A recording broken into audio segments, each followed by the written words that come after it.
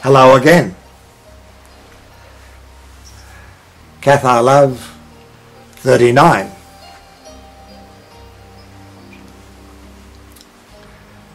Gnostic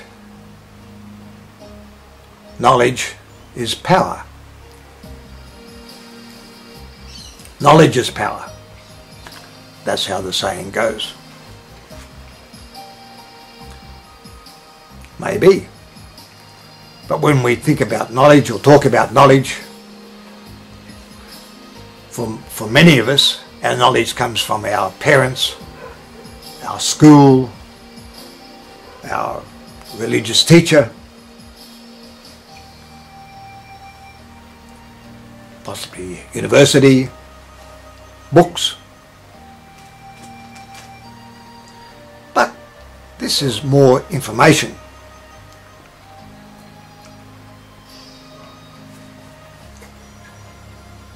Knowledge becomes power when you have investigated that particular subject, you have thought about it, and you or I have come to a conclusion.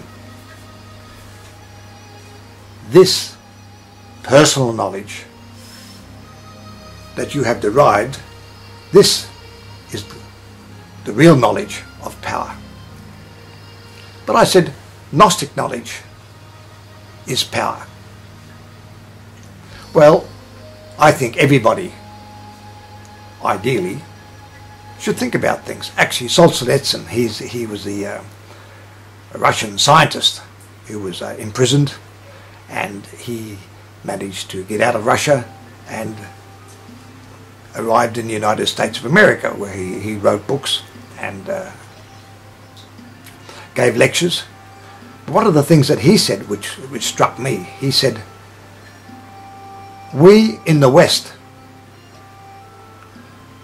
because of our education, our educational system, he said, we have a moral right to be intelligent. In other words, we have been taught to think for ourselves, so we have the moral right to be intelligent, to gain intelligence, to act intelligently. And to do that, of course, we need knowledge. But we need knowledge that we have come to. Not knowledge that's been passed on to us by this person and that person, this person. We listen to that, we evaluate it, we make our decision. If we agree with it, that's fine. If we disagree with it, that's also fine.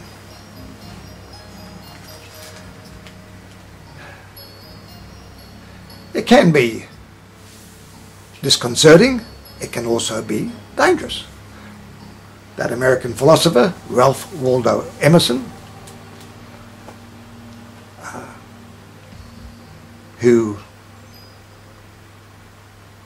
he spoke about being an individual. And he said, if one thinks for oneself and arrives at the truth, what is the truth for you? He said, you cannot, but you're going to upset possibly family, and you're going to possibly upset friends, because most of your family, most of your friends will go with whatever is the general belief within your area, your culture, your religion, etc. But people who think for themselves, people who think about the issues and arrive at their own conclusions, very often will be opposite to those of our friends and our family.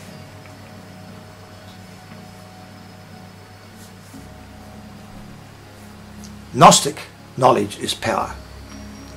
Now,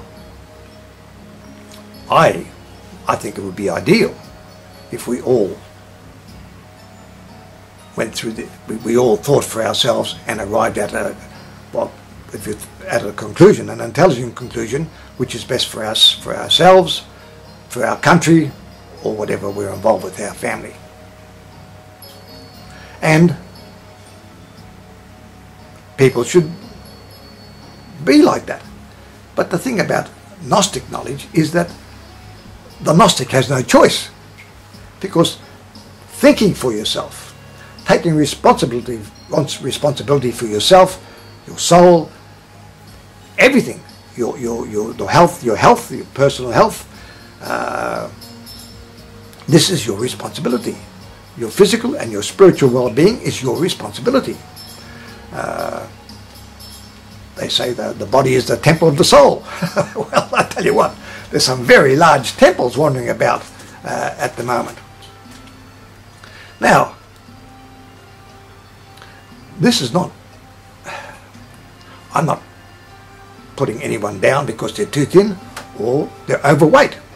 The plain fact is that in some countries, we've by our governments have really sold us up the river, because they have allowed foods which are not very good for us to come onto the market. They haven't regulated that. They don't even allow us to label it, so we know what we're eating. So we know there's pesticides, herbicides, it is GMO, whatever it is. We are not in a position to make an intelligent, informed decision because the government is holding back information from us. But again, harking back to Gnostic knowledge.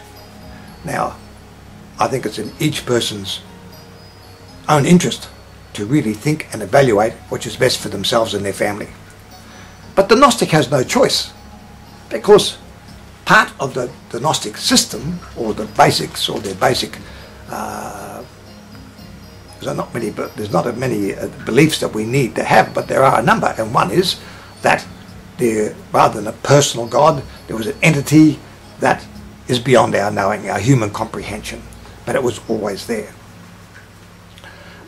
This was put forward by various people, but certainly Socrates was one of them.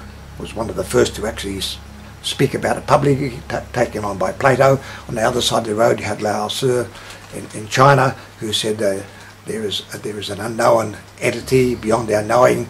It is nameless. It has no name, so we'll call it Tao. I'll give it the name Tao, the way, the path, because it's nameless. It's beyond knowing. And they arrived at these philosophical conclusions around about the same time, 500 years before Christ.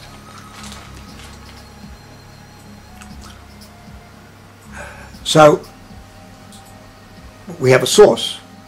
There's a divine spark, part of the source, which is broken away. This is our inner being, innermost core, quite apart from our soul, and this goes on and on and on, body after body, through various reincarnations until we learn to understand and perfect ourselves. Part of that perfection is learning to love unconditionally, until we become enlightened or perfected, or reach our higher consciousness, or whichever way you wish to put that. And ultimately, after our cycle of reincarnations, the necessary number, so many for you, so many for me, we ultimately return to the source. It's a happy landing for everybody. We're not caught up in salvation and damnation and heaven and hell. There's a world of a spirit. From the world of spirit, we'll return and be reincarnated.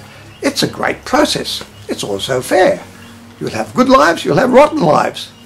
But at least we've got quite a few lives. If we don't get it okay this time, we'll get it okay next time. So this is Gnosticism. But the other part of the Gnosticism is, or Catharism, is that you have to take personal responsibility for your own spiritual, mystical, physical well-being, which means your body, keeping your body healthy, keeping your mind healthy. To do that, we also have to be, there's no point, a friend of mine, a very, very dear friend, he had a mind. His brain was sharp. He had this beautiful speaking voice. He had an amazing personality. When he spoke, everybody stopped and listened. But he had this miserable body that he smoked and drank and ate junk. And of course, what happened? Doesn't matter how good your brain is or how sharp your mind is. if your body can't sustain it, and he died many, many, many years younger than he should. I have a number of friends like that.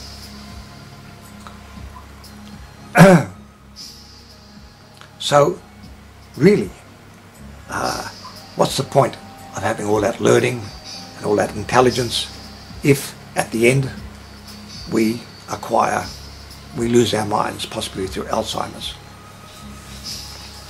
So, part of arriving at our own conclusions is gaining knowledge, and we are very lucky at the moment because of the net.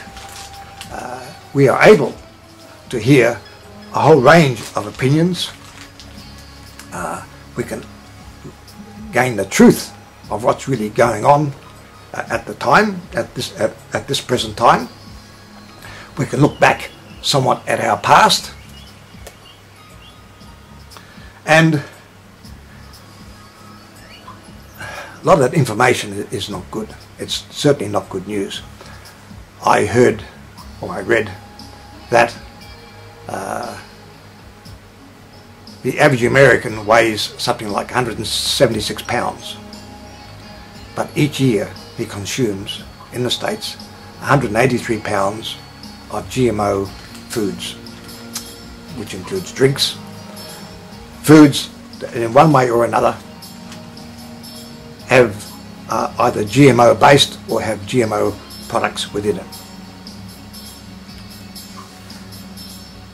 There's been this tremendous argument going on throughout the world.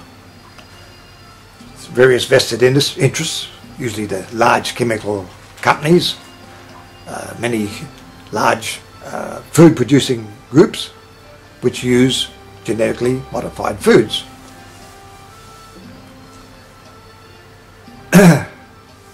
The problem is that sometimes we can't make that decision because those foods are not labelled, as I said. So the government sometimes is actually preventing us, the people, from making an informed decision because the facts are not put to us.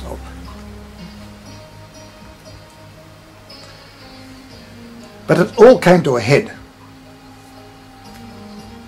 in September this year, because it was then that the French studies gave a range of GMO foods to rats over the lifespan of the rats. Now, there's been various experiments before, but they've only been for a certain period, like 90 days and so forth, and see what happens when rats have been fed GMO foods. But this took it over the lifespan of the rat. And what they found was that there's these massive tumours were produced, unfortunately more for women than for men, 70% of the women. And it certainly targeted their reproductive areas. Already, Russia has banned GMO foods. Australia, we don't have them. We have no GMO crops. There's canola and one other crop, I'm not too sure what it is. But if there is GMO, it must be labelled on the food. Apart from if it's less than 5%, it doesn't have to be. So therefore, if I find there's any corn chips or whatever imported from another country, I'm not interested. So it's not easy. It's not easy these days taking charge, taking control of what we eat. I've given away wheat. A couple of reasons. I started to put on a bit of weight. As I might tell, my belt is getting tighter. My girlfriend, she wants to lose a little bit of weight around the hips, and that's where wheat tends to put it on. But there's also been a study, an Australian study, that says that between, well, it said white bread and sugar, but it's actually wheat, but especially white bread, because it's using white flour and sugars, they actually shrink the brain. There's a process. Now, I have a little bit of memory loss. I don't want it any worse than what it is. But at 70, I'm going okay. So, but I'm out to look after my body. So, I've given away wheat. Now, that sounds difficult, but I haven't found it difficult. We like our noodles, but we have rice noodles. I don't drink lolly water anyway, Pepsi, Coke and all these different things. I don't drink them anyway. I drink a beer, I drink wine, I drink coffee, and I drink tea, and I drink tap water or spring water. That's more than enough for me.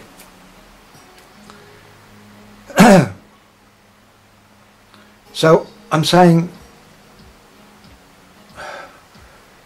Gnostically, we have no choice. If we're a Gnostic, we have that. A basis of Gnosticism is that we think for ourselves, we take control of ourselves, and we are responsible for ourselves. Not just our mystical and spiritual well-being, but also our physical well-being.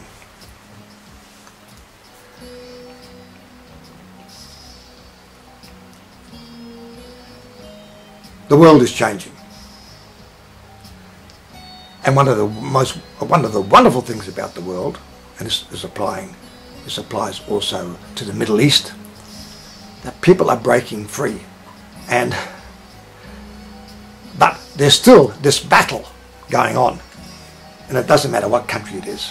The new emerging countries, it's the battle between people telling you how to live your life, how to think for yourselves, what you think, what you do, and the people who are saying, no, I will decide what is best for me. I will decide what is best for my country. I will decide what is best for my body. I will think, I will evaluate, I will be intelligent about it, and I will take responsibility for that intelligent decision. I can't put the blame or lay it on anybody else. But what we do know, what we do need, and we need to know, is our governments, our respective governments, giving us the information, the correct information, which allows us to make an intelligent decision.